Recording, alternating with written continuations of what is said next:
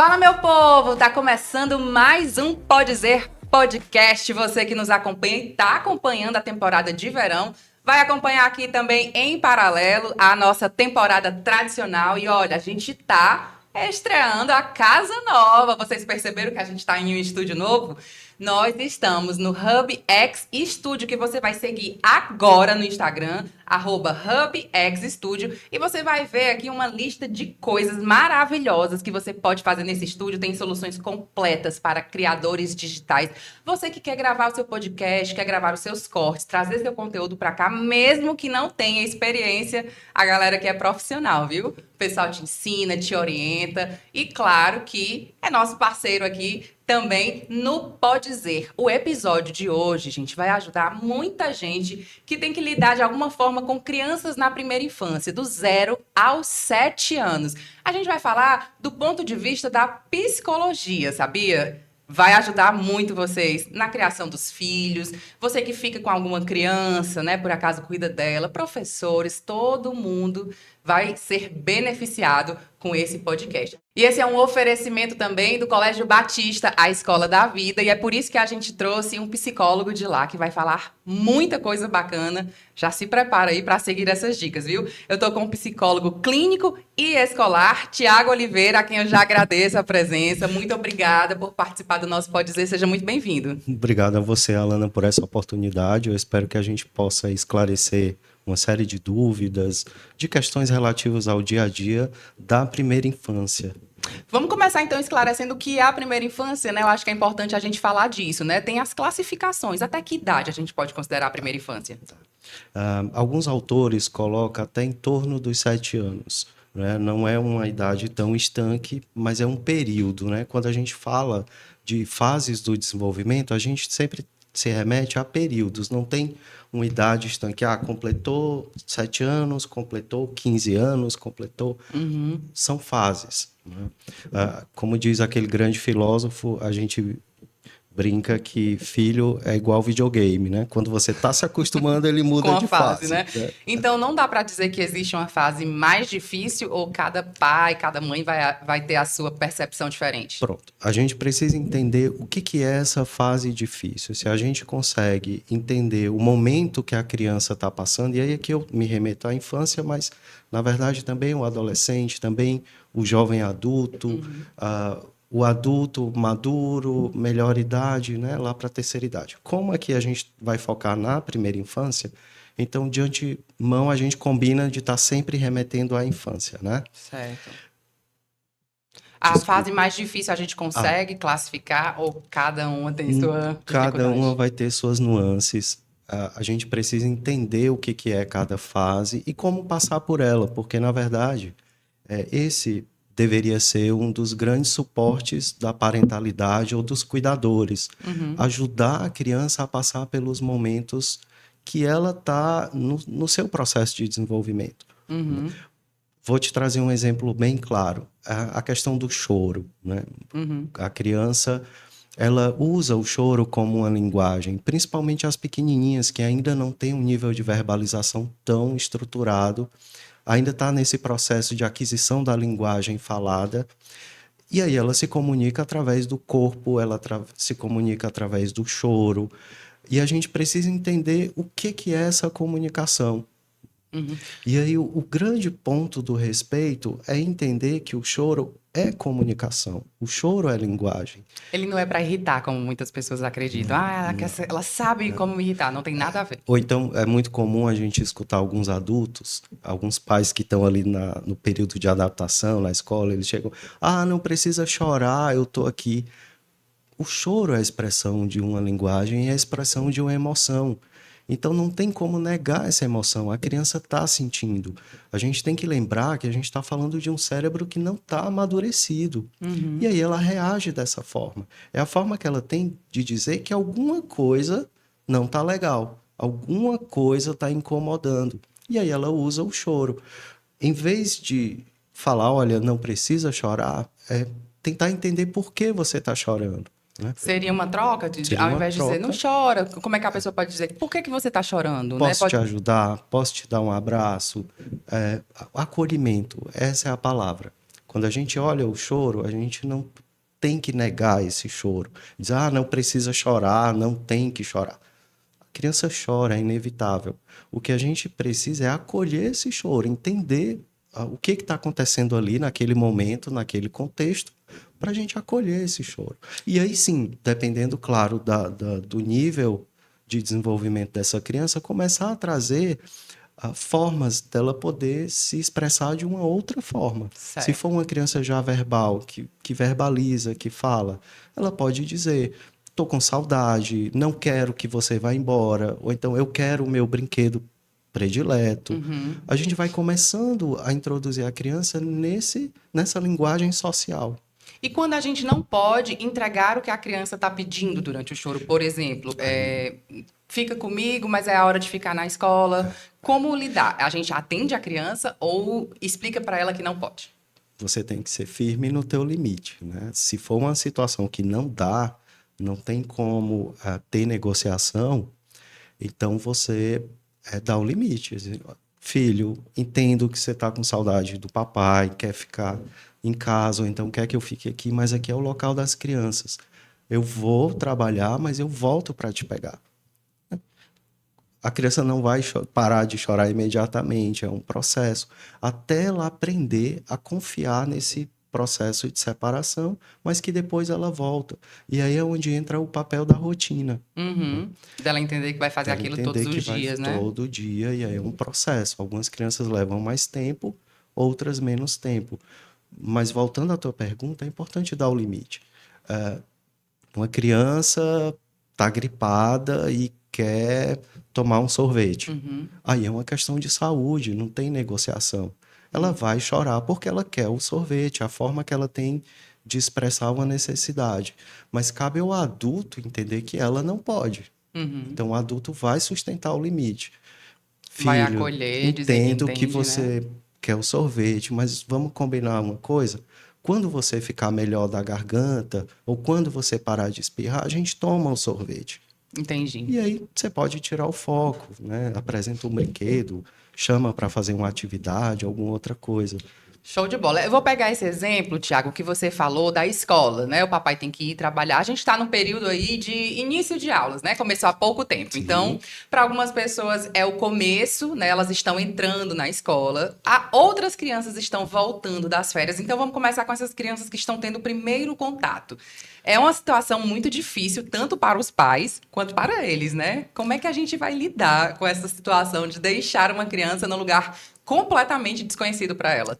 Pronto. Antes da gente falar das crianças, a gente precisa falar dos adultos. Eu acho que são os que mais sofrem. É importante a gente entender que você, adulto, precisa estar muito tranquilo nesse processo. Tiago, qual é o botão mágico, né? Como assim ficar tranquilo num período de chegada na escola? Dados de realidade. Quem é essa escola? Por que eu escolhi essa escola? Eu conheço os profissionais que trabalham lá.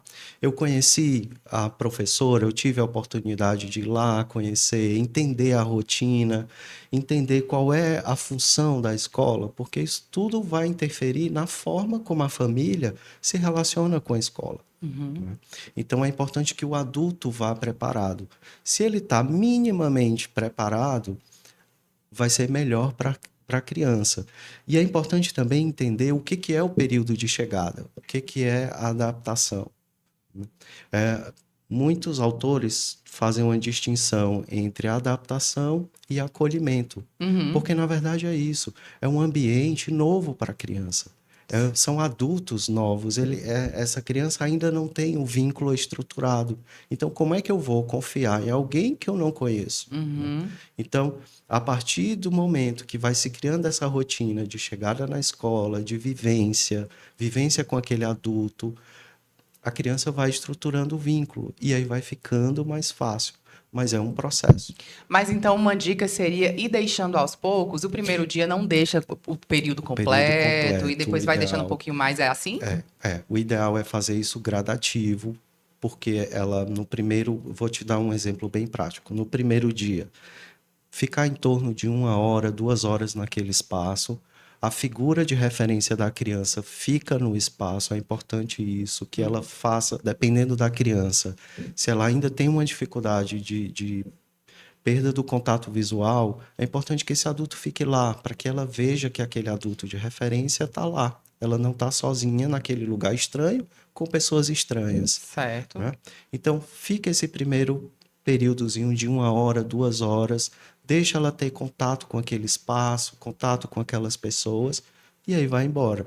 Segundo dia, a gente vai ampliando esse tempo de permanência da criança na escola, à medida que a gente vai aumentando o vínculo com a professora.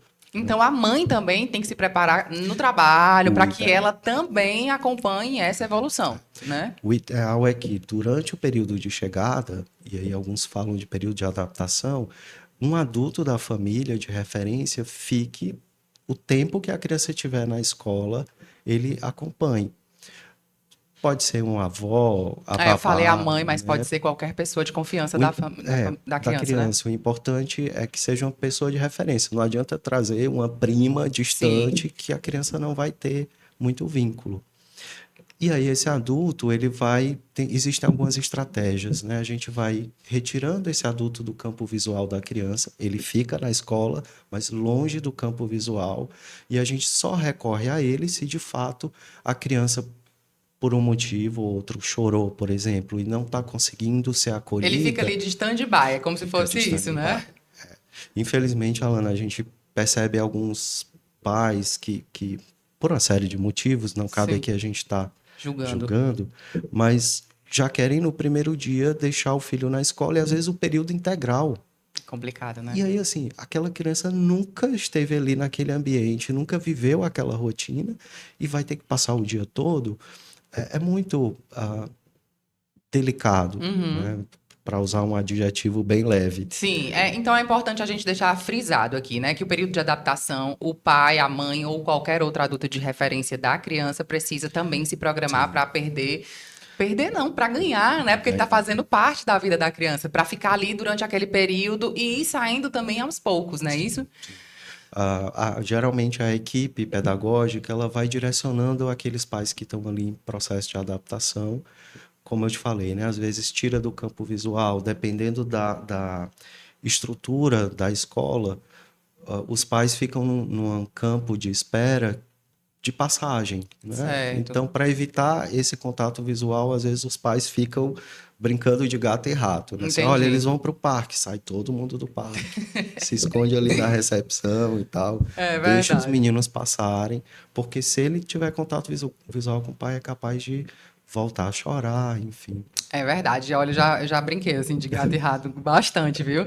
E ainda alguns momentos precisos. A minha filha tem 4, então assim, ela não tá 100% adaptada. E olha que ela tá na escola desde os 2, né? E aí eu vou aproveitar para, eu sei que você vai falar alguma coisa, mas já emenda também, Thiago, com a parte do retorno às aulas para a Pronto, criança que já conhece aquele ambiente, ainda assim é pronto. difícil, né? Era isso que eu ia falar, você falou num tópico importante.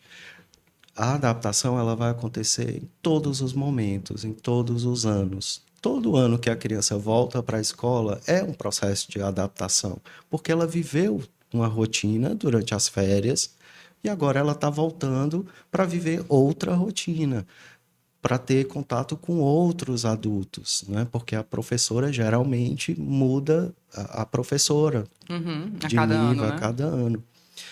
E independente da faixa etária, claro que algumas crianças, quanto mais novinha, maior esse apego, as maiores já passam de outra forma.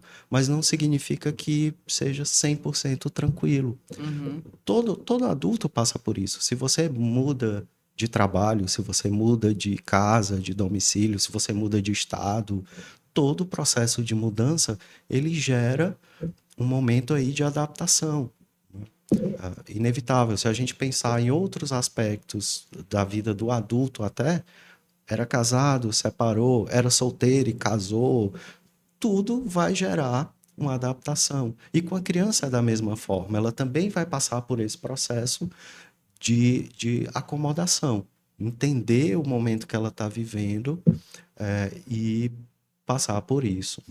E esse é o papel, assim, quando a gente tem psicólogo nas unidades escolares, né? O psicólogo também, ele serve como um apoio para isso, ele pode ser auxílio para a mãe que está ficando muito mal, porque, assim, algumas mães precisam deixar as crianças, né, no ambiente escolar com 6 meses de vida, às vezes Sim. 4 meses de vida, que é o que ela tem da licença maternidade. Isso é muito doloroso, né? É muito complicado. Então, assim, a própria mãe, o pai, a família, de uma forma geral, precisa também de um acolhimento, né? Eu já presenciei mães saindo chorando da escola, Sim, né? Porque tá sim. deixando aquele bebê lá. A gente percebe isso, que o processo de adaptação também envolve a família, não é só a criança que passa por esse momento de ajuste, de acomodação a esse novo espaço. Os pais também passam por isso. E Uhum. escola é espaço de emoção. Não tem como a gente falar de socialização sem falar de emoção. E a equipe de psicologia e a equipe pedagógica, né, as orientadoras, as coordenadoras pedagógicas, elas também fazem esse acolhimento às famílias. É importante que as mães que saem chorando, e muitos pais também, Uhum. a gente entender esse choro. De novo, o acolhimento, né? Tem, principalmente para os homens, no contexto social que a gente vive, de que homem não chora, homem não sente, o homem tem que ser prático, objetivo, né? Uhum. E aí, quando a gente pega um pai chorando ali, poxa, é a primeira vez que eu estou deixando meu filho longe de mim, com pessoas que eu não conheço ainda, não tenho um grande vínculo, a gente precisa entender o que é esse choro. E validar o choro do homem também, Sim, né? sim. Principalmente, assim, de dizer que tá tudo bem, Tudo né? Como é bem que... sentir, tudo bem chorar, tudo bem se sentir seguro. É muito comum que as famílias se sintam inseguras. Será que eu estou fazendo o certo? Será que eu estou fazendo o que que é o ideal, o meu melhor? Uhum. Fica ainda muito esse conflito de eu fico com meu filho ou eu boto na escola? Entendi. Agora sim, a gente tem aí a questão do choro, né? Em algum momento esse pai vai precisar realmente retornar ao trabalho. E aí eu vou te perguntar, deixa chorando? Eu tô não só me referindo à escola, mas em outras situações, né? Ah, tá, fez alguma bobeira, vai de castigo, vai ficar sozinho no quarto, a criança chora, pede para sair, ou então na escola, como fazer com uma criança chorando que tá demorando para parar o choro? Os mais velhos diziam: "Deixa chorando, daqui a pouco acostuma".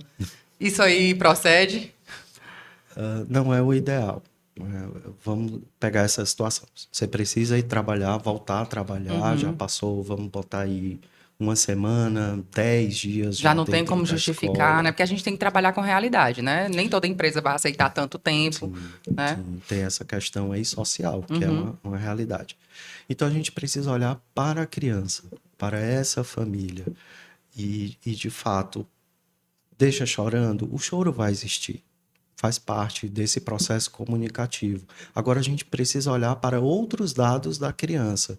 Ela fica chorando, mas ela brinca, ela se alimenta na escola, ela aceita o colo, ela aceita quando alguém bota no braço, quando a professora bota no colo. Ah, ela olha, ela faz um movimento de. Ela chora, mas em alguns momentos ela se cala, aí chora de novo, aí se cala, aí lembra da mamãe, eu quero a mamãe, mas depois aceita a brincadeira. Então, existem outros marcos, outros sinais que a gente avalia para entender se a criança realmente está conseguindo se adaptar, está evoluindo nesse processo de adaptação, ou se não. Se a criança realmente não está conseguindo fazer esse movimento de separação dos pais. E aí a gente precisa avaliar a dinâmica dessa criança. É uma criança que tem alguma comorbidade, tem alguma questão do neurodesenvolvimento, ou tem alguma questão emocional, né? Não Então, necessariamente do sim, neurodesenvolvimento. de forma prática, a gente poderia dizer, se ela está oscilando esse comportamento, significa que a adaptação pode estar vindo ali com uma certa tranquilidade, Sim, né? Tô sim, brincando, lembrei da mamãe, mas volta a brincar, lembrei do papai, sim. mas eu como. Agora, a criança que fica mais desesperada o tempo inteiro, não consegue, se nenhum momento ali interagir naquele ambiente, já Pronto. é algo que é preciso uma intervenção. Aí a gente chama a família e diz, olha, não está conseguindo ficar, por favor, venha pegar o seu filho, né? Uhum, Porque a gente não vai deixar a criança chorando por horas, num turno todo, não faz sentido. certo. A gente precisa acolher essa criança, e nem que o acolhimento venha pela própria família. Então, a gente chama a família na escola e diz, olha, não está conseguindo ficar. Vamos retomar o processo de adaptação, vamos repensar as estratégias de adaptação para que ela fique bem nesse espaço. Pronto. É comum a gente falar que o colégio, a escola é a extensão da casa, enfim, a família tem que andar em paralelo com a educação da escola. Na escola, as crianças desenvolvem as suas atividades, né? As tarefinhas, tem que lavar as mãos antes de comer, ela tem uma rotina e algumas atividades, né? Em casa, essas crianças devem ter algumas atividades, existe uma idade correta para isso, por exemplo, tá na hora de arrumar sua cama, ou então, não, ele é muito criança, deixa brincar. Como é que a gente lida em casa? As atividades que vão ser proporcionadas às crianças têm que seguir o que elas conseguem fazer. Se é uma criança que consegue andar, que consegue pegar um objeto, e aí eu estou falando, por exemplo, de uma criança de 1 ano e meio, ela já consegue fazer isso, a gente já pode estimular que ela brinque, está ali manuseando o brinquedo, mas que terminou a brincadeira, a gente já pode servir de modelo. Olha, filho, agora a gente vai guardar o brinquedo, bota aqui na casinha dele. Ainda é um jogo simbólico, eu falei casinha, mas isso vai funcionar mais com crianças de 3 anos. Vou já falar sobre isso. Com a criança muito pequena, ela ainda é muito motora. Ela está numa fase do desenvolvimento que a gente chama sensório-motora. Então, tudo que ela vai aprender, tudo que ela vai se relacionar com esse mundo é através do motor e através do sensorial. Aquilo que ela vê, aquilo que ela toca, que ela sente, né, de cheiro, daquilo que ela escuta. E ela vai usar esse corpo nessa interação. É por isso que é muito complicado você chegar para uma criança, por exemplo, de 2, 3 anos e falar, tá aqui, mas é só para ver, não pode pegar. Ela certamente vai pegar, porque é assim que ela conhece o mundo, que ela descobre, entende? E aí a gente entra no assunto, eu estou aqui trazendo vários assuntos, Sim, falando de você, sim. me guia. Não, claro. Falou da história do castigo, né, da bobeira e tal. A bobeira foi do adulto, de levar uma criança de 2 anos, por exemplo, deixar ela perto de objetos que são perigosos. Ela ainda não tem essa noção. E ela vai pegar, ela não tá desafiando o pai, né? Porque a gente fala assim, ela ó, tá não explorando. pega. Aí a pessoa, né, a criança vai e pega. A gente acha logo assim, nós adultos, né, de forma geral, já tá teimando, tá me desobedecendo, tá me desafiando. Não tem nada disso. Geniosa, né? Tem esse discurso. Tem uma personalidade forte. Não é nada disso. Na verdade, ela tá conhecendo o mundo, ela tá explorando através do que ela consegue, que é o motor, que é o físico, que é o corpo, né? Parar de ter o olhar, de levar o olhar do adulto para a criança, talvez seja uma das saídas, né? Ela não tá vendo o mundo com a nossa ótica, né? Não. E aí a gente está diante de uma realidade social em que a gente tem a informação está aí, está na internet. Então, vale sim a pena pesquisar um pouquinho sobre a idade do teu filho, quais são as características dessa faixa etária, para a gente entender a forma de agir, de intervir, de mediar. Entendi. Então, só para a gente fechar essa questão da atividade para a criança, em cada idade ela tem alguma coisa que ela pode fazer. Sim, Não ela tem pode problema. fazer, não tem Se ela problema. consegue já lavar um pratinho, que ele seja de plástico, não tem problema deixar lavar. É muito mais pela atividade em si. Claro que você não vai explorar a Sim, criança, né, num sim, sim. trabalho Mas é ensinar doméstico. para ela algumas pequenas coisas, né? Pode arrumar a cama. Pode. Claro que por uma questão de coordenação, Não vai ficar perfeito, né? não vai ficar perfeito. E aí você vai lá e ajuda. Tem que fazer junto, fazer com, servir de modelo. Se ela não está, por exemplo, guardando os brinquedos, você faz junto. Filho, eu te ajudo. Ou então, filho, me ajuda aqui a guardar. Né? E aí, principalmente, não brigar com ela porque ela não fez da forma como deveria. A gente precisa entender que nessa faixa etária, se eu estou falando de crianças bem pequenas, é uma experiência. Ela tá ali arrumando a cama por pura experiência, não é porque ela tem que arrumar a cama. E validar, né? Se não ficou legal, olha, filha, você fez melhor que você conseguiu, né? Vamos só ajeitar aqui, da próxima vez faz assim, né? Deixa eu te ajudar, puxa agora desse lado, agora puxa do outro. Isso, deu certo. Então, assim, mas é legal as crianças se envolverem na rotina de casa, né? Pra gente fechar essa questão? Sim, se a gente falar de crianças maiores, de 5, 4, 5, 6 anos, filho, a regra aqui em casa é, terminou de comer, tem que colocar o seu prato na pia. Ele é capaz de fazer isso.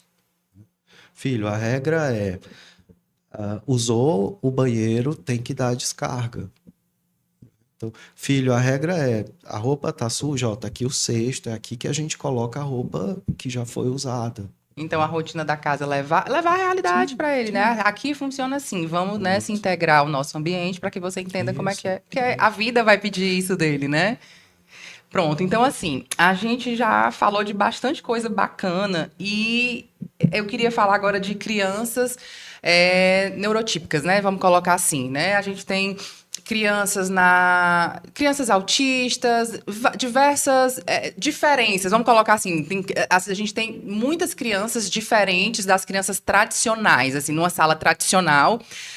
E a gente vê muitas mães de crianças autistas, por exemplo, eu vou pegar o exemplo de uma criança autista para a gente exemplificar vários outros. Escolas que ainda não querem aceitar porque falam que não tem estrutura, que não tem, enfim, pessoas para cuidar ou que querem colocar em salas separadas. Como é que é, do ponto de vista da psicologia, essa questão, né? Porque, assim, a gente está em 2024 e ainda temos mães e pais e famílias se queixando de que não conseguem deixar suas crianças em escolas tradicionais, que ainda passam por diversas situações e a gente tem leis que garantem esse acolhimento, esse atendimento e, mesmo assim, a gente ainda tem dificuldade, né? Sim, é uma questão, como você colocou, da lei, né? A lei diz que a educação é para todos. Então, as escolas devem estar preparadas para receber todas as crianças, tanto as crianças neurotípicas e neuroatípicas, né? E aí, Qual que é a diferença? Eu vou aproveitar esse gancho para a gente explicar para o pessoal qual é a diferença, né? Para a gente entender exatamente dos dois pontos que você vai explicar agora. a criança neurotípica é aquela que está seguindo os marcos do desenvolvimento dentro do que é esperado para cada faixa etária. Então tá, então eu falei neurotípica, mas na verdade eu deveria ter dito neuroatípica, não é isso? Então pronto. E a neuroatípica é Certo. aquela que tem alguma questão do desenvolvimento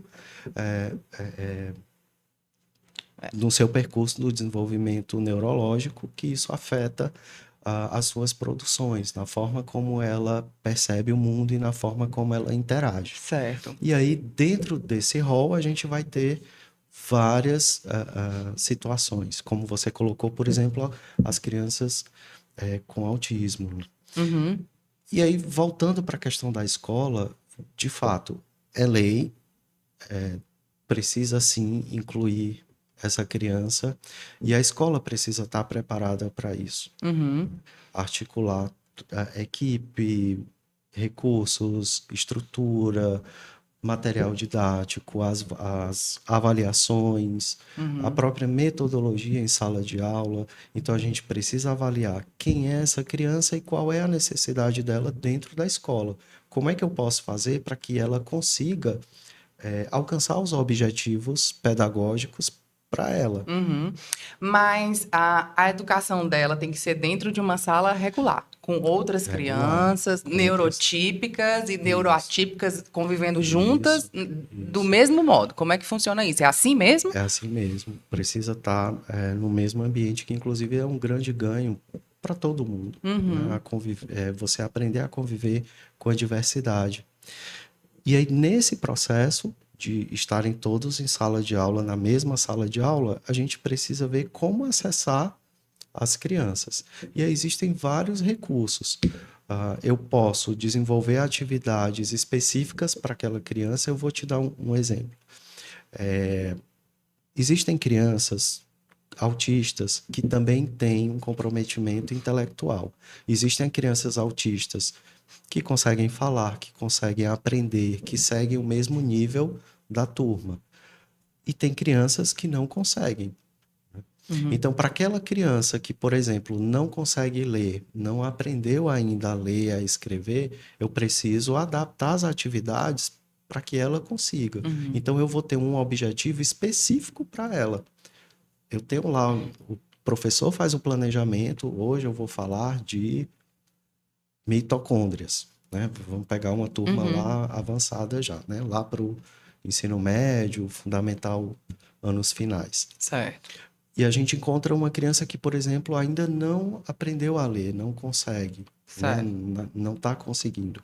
Então, a gente vai pegar aquela atividade, em vez de falar de mitocôndrias, a gente vai passar uma atividade ainda sobre a leitura das palavras. A gente vai ter que adaptar esse conteúdo para ela. E aí, qual vai ser o ganho? Vão ser em outros aspectos, porque não é só o conceitual, não é só o conteúdo. Quais são os objetivos que a gente tem para ela que podem ser trabalhados na escola? É a socialização? É a autonomia? É ela conseguir, por exemplo, ela não consegue ler e escrever, mas ela consegue amarrar o próprio sapato? Uhum. Isso é um conteúdo para ela? É importante. Então a gente coloca lá, existe um documento que é o PEI, que é o Plano Educacional Individualizado. Certo. Esse PEI, ele vai falar quem é a criança e quais são os objetivos para ela e qual é a metodologia, quais são as estratégias que a gente vai lançar a mão ali para alcançar os objetivos para aquela criança. Certo. A gente precisa explicar para as demais crianças que a gente tem uma criança neuroatípica na sala, que ela talvez tenha alguns detalhes diferentes ou não, ou elas precisam perceber de forma. Como é que a gente lida com a turma inteira? Pronto. Depende da turma, Certo. depende do histórico daquela turma. Se for uma turma que já vem acompanhando, já estão estudando junto há algum tempo, eles vão percebendo as diferenças, então eles já sabem. E em algum momento ou outro, as próprias crianças dizem: não, tio, ele não consegue, não, deixa que eu ajudo. E é natural. O olhar do adulto, às vezes, é muito mais preconceituoso, é muito mais aversivo do que o da própria criança. Às vezes tem crianças que lidam com isso de uma forma muito mais madura e muito mais assertiva do que muitos adultos.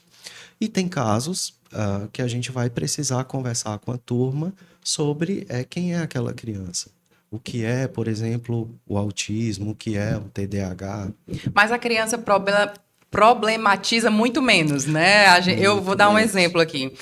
Eu fui na escola da minha filha, né, há alguns anos, e falei com uma criança, ela não respondeu, e a minha filha falou: não, mamãe, ele não fala, mas o coração dele é mais puro, ele não tá com raiva e ele sabe que ele gosta de você. Tipo assim, não é porque ele não te respondeu. Ela falou assim, ele tem um coração muito puro, ele tem um coração de bebê. Ela falou assim. Eles trazem de uma forma muito mais assertiva. Tem crianças que dizem: não, tia, ele não fala, ele aponta. E tá resolvido, Pronto, eles se entendeu? comunicam daquela É forma. daquela forma e tá tudo bem. E é normalizar o que a criança está falando, né? Ah, tá, então ele aponta, né? Então, na verdade, as crianças acabam ensinando também para a gente uma forma de lidar com aquela criança neuroatípica, né? Tipo, é só fazer assim, então a tia vai lá, né? Eles acabam ajudando, né? Ajudando. Vou te trazer um exemplo também muito comum. Algumas crianças, em sala de aula, elas gritam, né?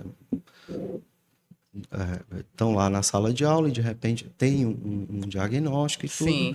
E aí tem um grito disruptivo, né? Uhum. É uma estereotipia. Certo. E é uma estereotipia verbal, né? Ele traz o grito. O colega vai lá, não pode gritar agora, tá na aula da explicação. E pronto, e vida que segue, né? Eles lidam de uma forma muito assertiva com isso. Então, assim, a gente tem casos, assim, não sei se você acompanha algum caso de perto. Existe algum caso que você acompanha de perto que você pode trazer o exemplo para a gente de como é que está sendo a evolução dessa criança, por exemplo? Temos muitos casos. O Colégio Batista ele trabalha com a Sim. questão da inclusão, e aí para cada criança a gente tem suas especificidades. Sem citar nomes, né, Tiago? Você teria algum exemplo que começou de uma forma mais difícil para aquela família e hoje já está com a adaptação bem mais estruturada? A Sim, gente consegue dar sim. algum exemplo? Alana, geralmente acontece assim, a criança chega, Uhum. a gente avalia, né? A gente passa a conhecer quem é aquela criança, quais são os alcances dela, quais são os Certo. desafios, e a gente estrutura esse documento que eu te falei, o PEI, e a partir do PEI a gente passa a conduzir a realidade dela dentro de sala de aula. Certo. Trazendo um exemplo, a gente tem muitos casos em que a gente consegue perceber a evolução de como essa criança chegou, o que que foi proposto, o que que foi mediado e como é que ela está agora. Dentro desse processo de evolução, cabe a gente falar da importância do trabalho multiprofissional. É importante que a escola, família e os profissionais que acompanham essa criança estejam uníssonos, né? A gente precisa trocar uma ideia, a gente precisa estar junto, estar o tempo todo revendo. Ela conseguiu escrever, não conseguiu, o que que ela consegue escrever? Então, o que que a gente vai promover para que ela consiga ir, além do A e do B, que ela consiga fazer o C? Entendi. Falar de um exemplo, temos muitos, e aí, Aham. mas todos seguem basicamente a mesma estrutura. Algumas crianças a gente tem um alcance mais rápido, Uhum. outros se leva mais tempo para ter isso. A gente também precisa pensar nisso. O que que é um objetivo da criança? Porque às vezes a gente traz a expectativa que é do adulto. É a expectativa da família, a expectativa da professora, mas a gente Entendi. precisa olhar também para a criança. A gente está falando aí de crianças neurotípicas e atípicas, que você bem explicou a diferença.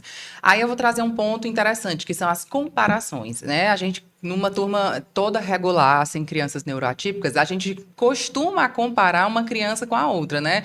Uma já consegue escrever, a outra ainda não, e aí a mãe fala, mas o colega dele já escreve, ele não está escrevendo. Como lidar com as comparações? Isso é uma problemática muito recorrente nessa idade, né? Nessa primeira infância, até Sim, mais ou menos os 7 anos, sim, né? sim. Principalmente nessa entrada aí do mundo da leitura e da escrita, Uhum, né? A gente precisa avaliar cada situação. A comparação, ela é sempre muito complicada, porque cada criança tem sua história de vida, cada criança tem sua forma de reagir, de interagir com o mundo, de perceber, de estudar.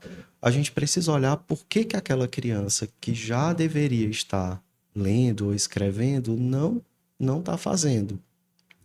Se é uma criança que está dentro de um processo que ela foi estimulada, ela teve acesso, mas ela não está conseguindo, a gente parte para as hipóteses.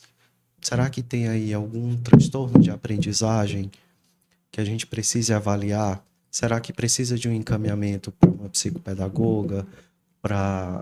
Será que é uma questão de TDAH? Precisa ser avaliado por um neurologista?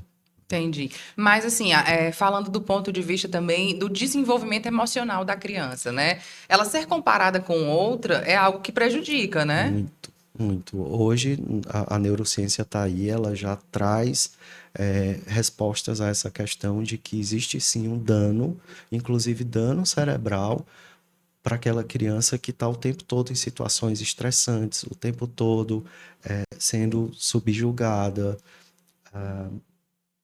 O momento da tarefa, da aprendizagem, ele precisa ser um momento muito bacana para a criança. Precisa ser significativo.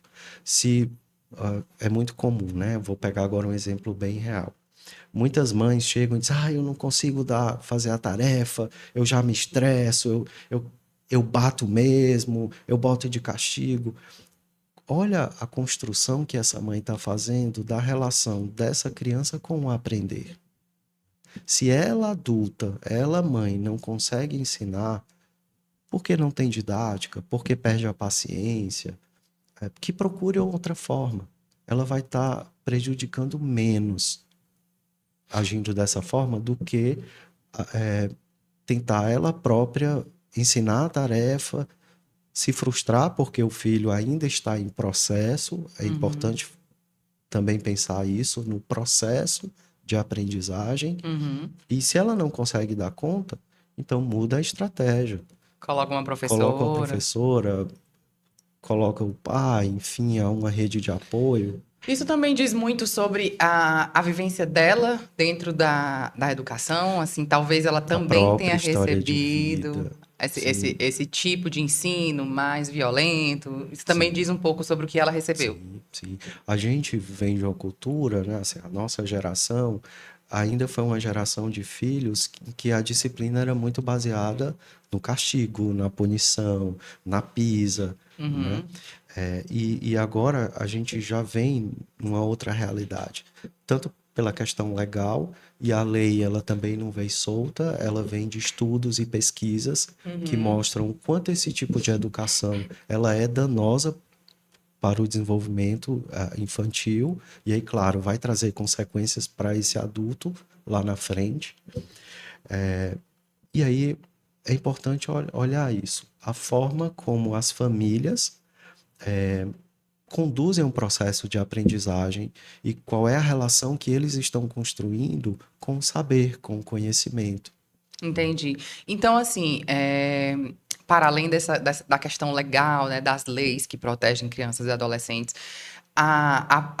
assim, o bater, ele nunca deveria ser utilizado em hipótese Não, nenhuma. não, Nenhum não. momento é aceitável, por pior que tenha sido algo que a criança tenha feito.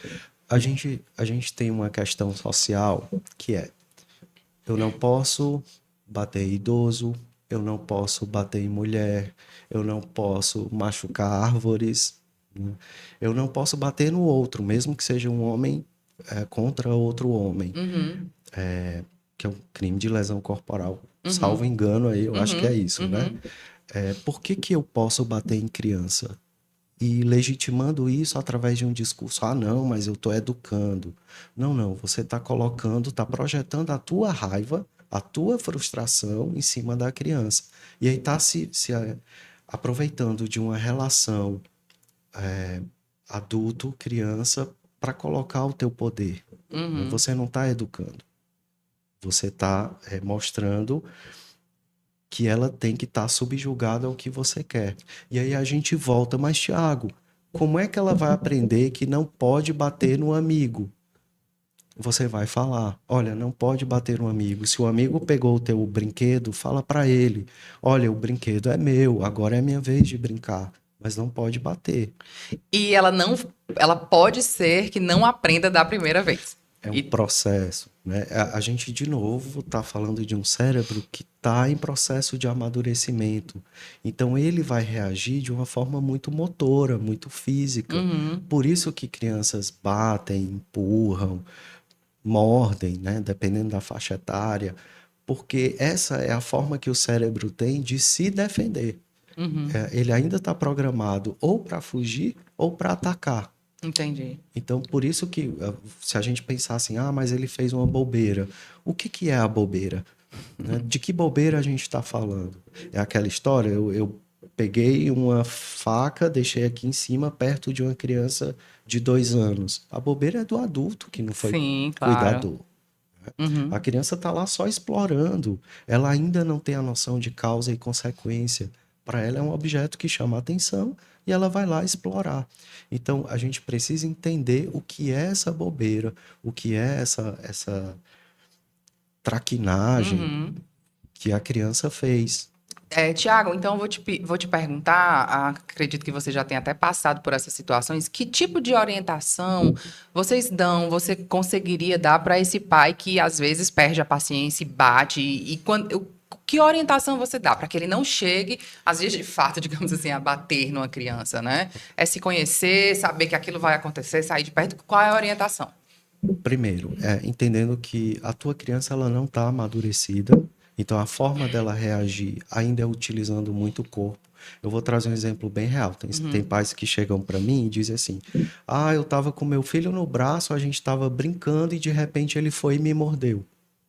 Ou então ele foi e me bateu porque eu disse que não podia pegar o controle da TV. Essa é uma reação que, para aquela faixa etária, se a gente está falando aqui de primeira infância, para essa faixa etária, ainda é uma reação esperada. Uhum. É o cérebro dela se defendendo de uma frustração. E aí você, adulto, vai lá e bate nela porque ela te bateu, isso não vai resolver, né? Ela vai te obedecer, não é porque ela aprendeu que não pode pegar o controle, é porque ela está com medo de você. E o nosso cérebro, ele não aprende com medo. Pelo contrário, ele paralisa. Quando a criança ela está assustada porque levou um grito, porque levou uma palmada, os centros de aprendizagem, eles se fecham. Vou botar... Como eu Já disse, aconteceu, já né? aconteceu outras vezes. Pode ficar tranquilo. Os centros de aprendizagem do cérebro, eles se desligam e eles acionam outros sistemas, que é o de fuga. Imagina, alguém 3, 4 vezes o teu tamanho tá gritando ou te bateu, você não vai aprender nada, o que vai acionar ali é o teu instinto de sobrevivência. Então, o que que a criança faz? Ou ela chora, ou ela paralisa, ou ela sai correndo. Ela Entendi. não vai aprender nada com Então, isso. por exemplo, se eu estou tentando ensinar minha filha a guardar os brinquedos, né? No momento que eu grito e ela guarda, aquele ato dela estar guardando não significa que ela está aprendendo em nenhum momento. Ela está fazendo por medo. É igual aquele adulto que não internalizou a importância do cinto de segurança. Ele faz porque ele não quer pagar a multa. Uhum. Então, esse adulto, ele precisa entender, ele precisa aprender uma questão aí de segurança.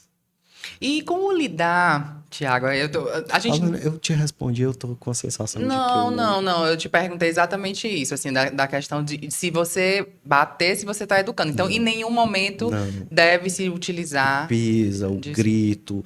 Pelo contrário, você precisa, e aí a gente entra na questão da inteligência socioemocional.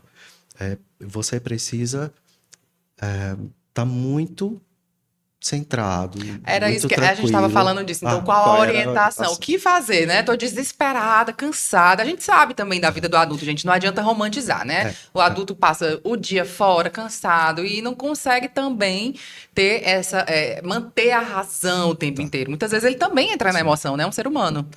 O que é que você pode fazer? Se você tem uma rede de apoio, sei lá, é casado, ou tem ali mora com as famílias, ou tem uma babá, ou uma mãe que possa te ajudar, passa a bola. Diz, ó, eu tô no meu limite, tô cansado, tô estressado, vai lá e resolve. E aí sai de cena. Esse é o ideal. Se você não tem essa rede de apoio, é você quem vai ter que enfrentar ali a situação, respira, baixa, olha para a criança e aí de novo, você tem que ser firme. O limite ele é estruturante. Agora você pode ser firme, não agressivo. Você pode ser firme e ser afetuoso. Filho, não é tempo, ou então, sei lá, não pode jogar o controle remoto no chão, vai quebrar. O controle remoto é para ligar a TV, não é para jogar no chão. Se a criança não consegue entender isso, ou não parou, continuou por uma situação de birra, por exemplo, tira o controle da mão da criança. A intervenção, às vezes, é no ambiente. Se a criança não está conseguindo se organizar, então tira a criança daquele ambiente. Ela vai se espernear, vai chorar, vai gritar, mas você vai ajudá-la a manter esse controle. Tiago, eu estou no meio do supermercado, a criança pediu um biscoito e não tem como. O que é que eu faço? Fica ali perto. Eu tenho certeza que as pessoas vão entender ali o que é uma crise de birra. Você vai estar supervisionando, não, é importante não deixar ela se machucar ou machucar alguém, né? Tem criança que no processo de birra chuta, bate a cabeça no chão, se morde ou quer morder alguém. É importante conter ali fisicamente, sem machucar, evitando o machucado. Procura tranquilizar a criança. Filho, vamos ali, vamos dar uma voltinha. Ou então respira, posso te dar um abraço, eu tô vendo que você tá agitado. E aí, assim, quanto mais Então, tranquilo... não deixa a criança sozinha na birra, né? Fica Você ali. pode até ficar ali perto. Dependendo da situação, às vezes falar imediatamente não vai dar certo, porque ela tá tão na birra que ela não vai nem acessar o que você tá dizendo. Dá um tempo, um tempinho, 1 minutinho ali, 2 que você tá deixando ela... Filho, pronto. Vem aqui, deixa eu ver o que você quer. Você quer aquele biscoito? E aí, opa, ouvi a palavra biscoito, né? A criança já para. Vem aqui, deixa eu te dizer uma coisa, olha só. Esse biscoito aqui agora não pode. E aí vai tentando. Entendi. Né? Não tem assim uma regra fechada, depende de cada situação. Mas o que que não pode de jeito nenhum? É entrar na birra junto com a criança. A criança grita, aí o adulto, não pode gritar. E a criança tá lá chorando, gritando, e o adulto entra na birra também, fica aquele caos E que ninguém... isso vira uma competição, não é isso? Competição. Você precisa ajudar a tua criança a baixar o nível de cortisol, né? Numa situação de birra, o nível de estresse dela tá lá em cima. Então você precisa ajudá-la a voltar para o eixo. Existem alguns exercícios, eu já vi alguns pais dizendo, respira, lembra da nossa Respira, respiração, né? Cheira a filho, florzinha, sopra a entendo que velhinha. você tá chateado, você queria o biscoito, né? Vem cá, deixa eu te dizer, eu posso te dar um abraço pra gente melhorar, né? Vai moderando o teu tom de voz. Isso vai mostrando para ela que você está tranquilo, que aquela situação ali não é uma situação onde ela tem que estar alerta, onde ela tem que estar no modo luta. Uhum. Então, olhando de novo para o contexto, você tem que estar bem. Thiago, eu não estou conseguindo, estou cansado, estou estressado. Então, sai de cena. Ou então fala, dependendo da idade da criança, vamos fazer o seguinte, daqui a pouco eu falo com você. Agora eu não tô conseguindo, eu tô muito chateada. E aí sai. Jogar a verdade, E né? Então, volta depois, olha, vamos conversar sobre aquilo. entendi. No ambiente escolar, a gente falou aí de uma relação vertical, né? Que é o pai em cima e a criança embaixo. Agora, numa relação horizontal, que são crianças da mesma idade, né? Por exemplo, quando há uma... Obviamente, você deve ter presenciado, porque isso é extremamente comum, né? Enfim, dentro do ambiente escolar, quando tá brincando com outros amigos, de agressão entre eles, um briga, outro empurra, e a professora ou então as pessoas que estão em volta ficam, meu Deus, né? Como intervir em uma briga, né? Por exemplo, como educar naquele, né? Porque também é um momento de se educar, né? Sim. Mas é uma situação muito difícil, né? Inclusive irmãos em casa. Como é que a gente faz, Thiago? Pelo amor de Deus. Primeiro, e aí é uma mudança de postura dos adultos. É. Né? Como é que a gente faz na escola? A gente faz a mediação do conflito. A gente tenta entender o que aconteceu. Quem pegou o que de quem falou o que com a mãe de quem, né? Então, assim, dependendo da... Sim. A gente está falando de primeira infância, então isso não acontece muito, é mais para as crianças do fundamental, anos iniciais. Mas Certo. na primeira infância, o conflito ainda é muito da questão do objeto, do território, do colo da professora, ou então da própria experiência. Tem uma criança que chega com o cabelo enfeitado, um laço que chama a atenção, a outra vai lá e pega, e aí começa a disputa daquilo, né? Uhum. A gente faz a mediação. A gente, olha, vamos falar, não pode Mas a gente magoar, tem não que pode... apontar quem tá errado e quem tá certo. A gente A precisa? gente precisa pegar as duas pessoas envolvidas no conflito, falar, olha, fala pro seu amigo que não pode pegar o brinquedo, ou então... E aí, de novo, tá falando, depende da faixa etária da Sim. criança. Se for uma criança muito pequenininha, como 2 anos, 1 ano e meio, que a estrutura verbal ainda não está lá, dessa forma, aí o conflito é muito mais físico. A gente separa ou faz ela cuidar do machucado e diz, olha, machuca, não pode morder, tem que cuidar do amigo. É um discurso que a gente vai usando. Uhum. Se for uma criança maior, 3, 4 anos, a gente entra com o que pode e não pode socialmente. Olha, não pode machucar um amigo. Aqui na escola, a gente conversa. Então, sempre que acontecer isso, você vai falar para o teu amigo que, sei lá, o brinquedo era seu, você pegou primeiro. Ou então, fala com outra criança, diga para o seu colega que você não gostou, que isso te machucou. Não tem problema apontar que a criança X tá errada e que a outra criança é a vítima. Não tem problema a gente fazer que elas entendam o papel que elas estão ocupando naquela situação. E a gente não vai colocar o foco na criança, a gente vai colocar o foco na atitude.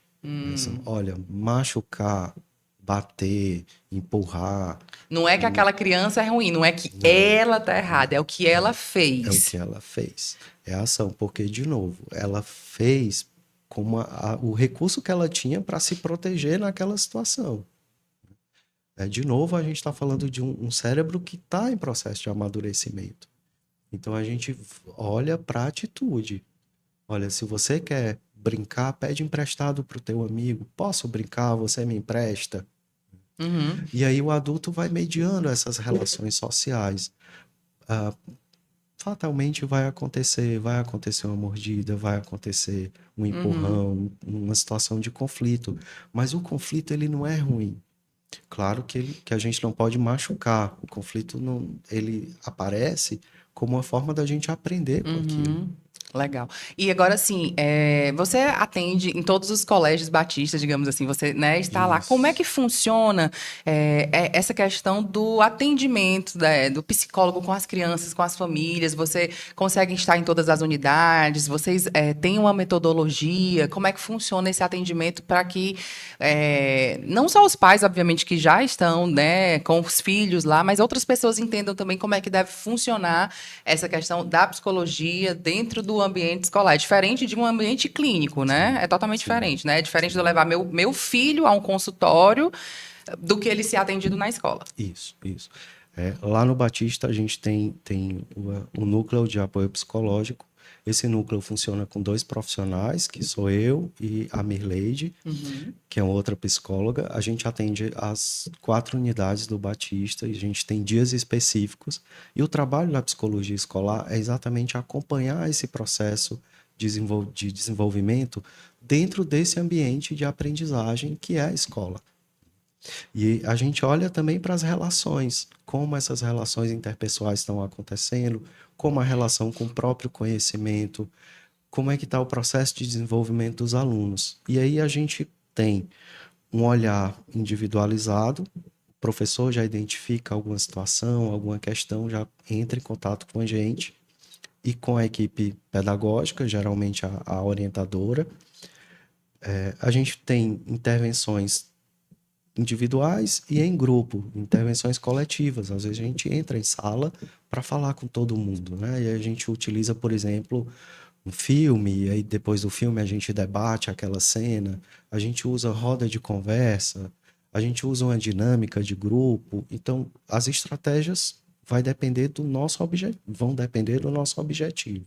Certo. E a mediação é feita tanto individual como coletiva, e a gente também orienta os pais, ou para o encaminhamento, olha, a gente observou isso, isso e isso, seu filho está precisando de um olhar do profissional tal, seja fono, físio, neuro, psicopedagogo, né? Depende de cada questão. Ou então mesmo orientações que os pais trazem, né? Demandas Uhum. espontâneas. Sim. Tiago, como é que eu lido com o conflito entre os irmãos? Tiago, a gente vai ter neném agora, como é que a gente lida com ciúmes do irmão e tal. Entendi. Inclusive, eu deixei aqui uma pergunta para o final, né, de forma proposital, que é justamente filhos criados por pais separados, né, seja há muito tempo, ou seja, estando em processo de separação, mas a gente aproveita para falar mais uma vez do Colégio Batista, né, que é a escola da vida que está cedendo aqui gentilmente o Tiago para trazer todas essas informações que eu tenho certeza que já ajudaram muitas pessoas.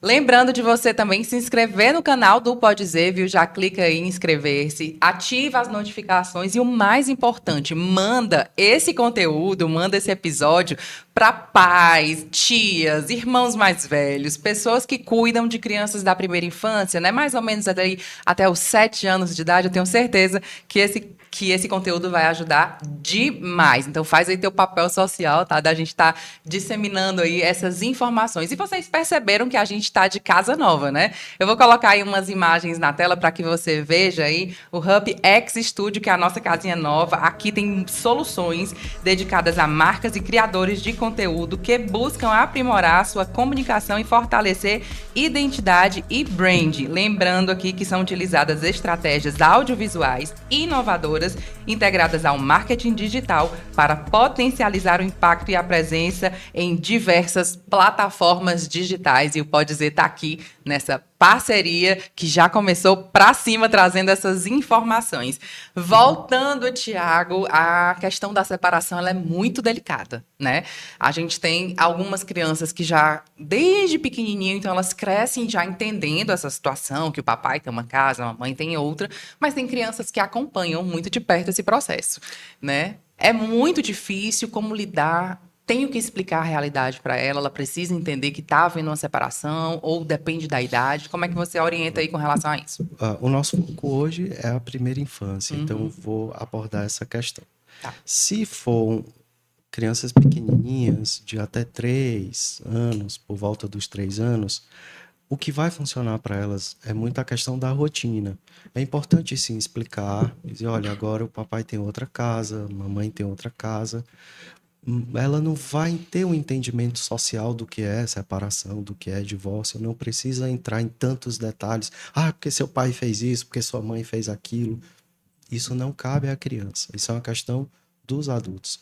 O que esses adultos, esses pais precisam entender é como eles vão se estruturar a partir de agora para atender da melhor forma possível a rotina da criança.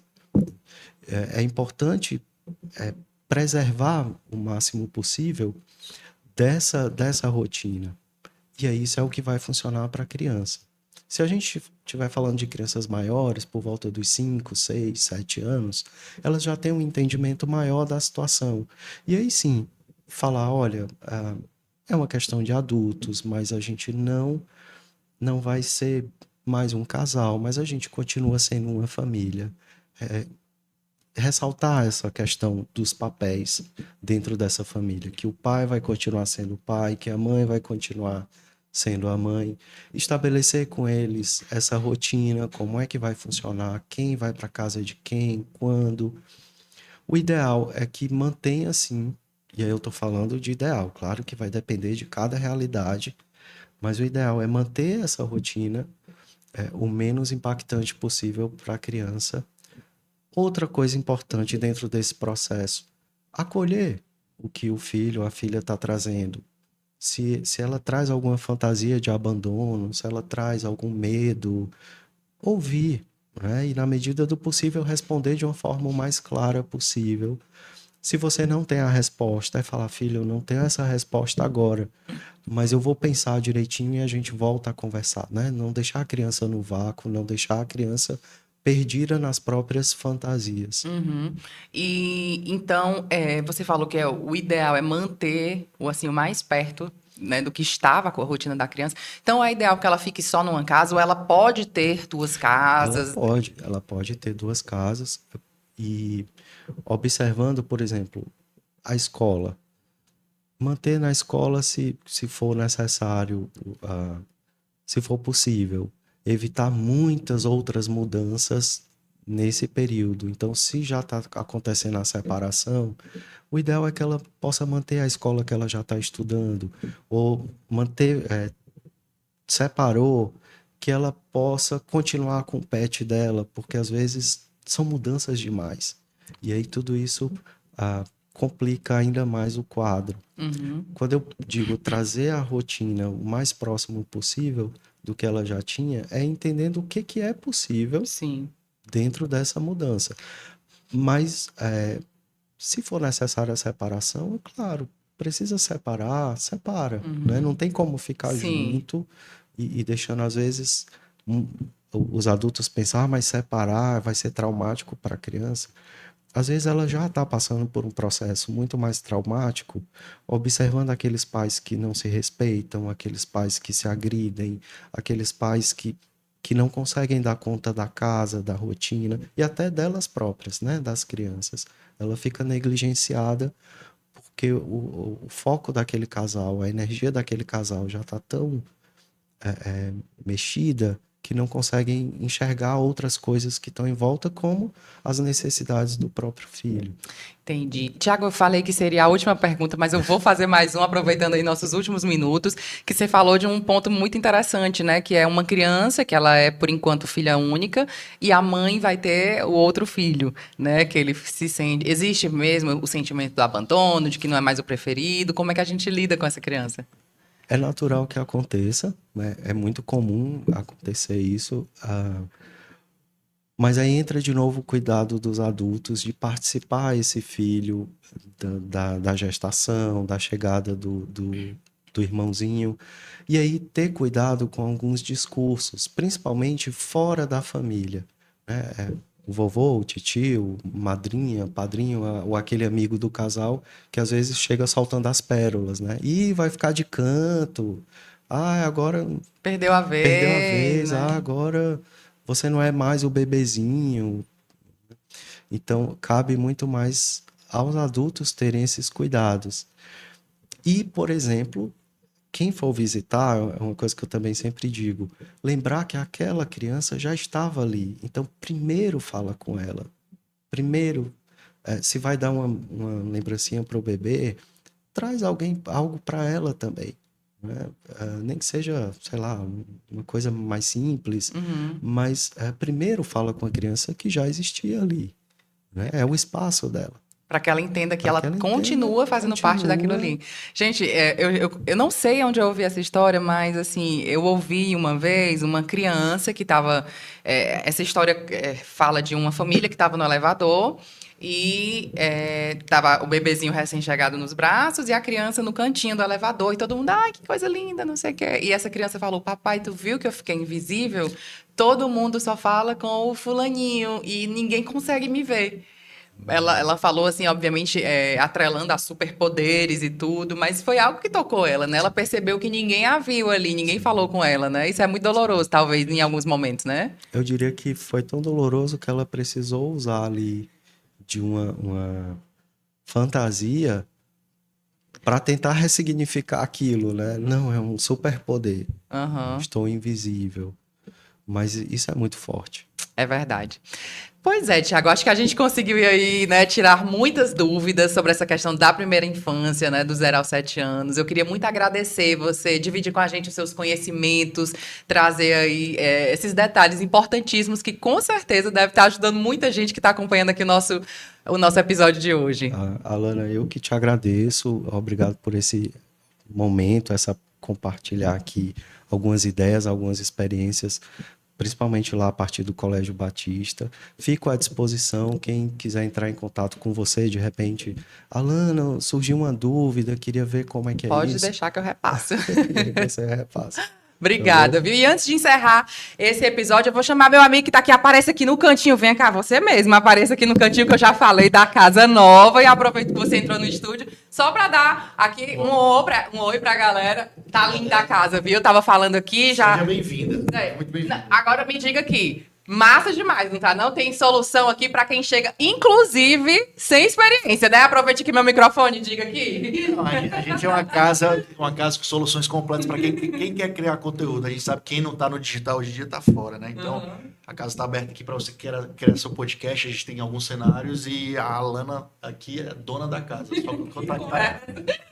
Que não tava combinado, não. Obrigada, Eric. Chamei ele aqui. Nem entrou no quadro direitinho, mas é porque a gente faz assim mesmo, viu? Pode dizer que aqui é improviso, é do jeito que a gente faz mesmo. Você que acompanha o Pode Dizer sabe que a gente já tem essa relação de intimidade, né? Você que tá chegando agora, não se esquece, viu? Se inscreve no canal, manda esse conteúdo aí para outras pessoas, vamos espalhar essas informações que com certeza esse conteúdo te ajudou e pode ajudar outras pessoas. A gente vai ficando por aqui e até o próximo episódio. Tchau, tchau.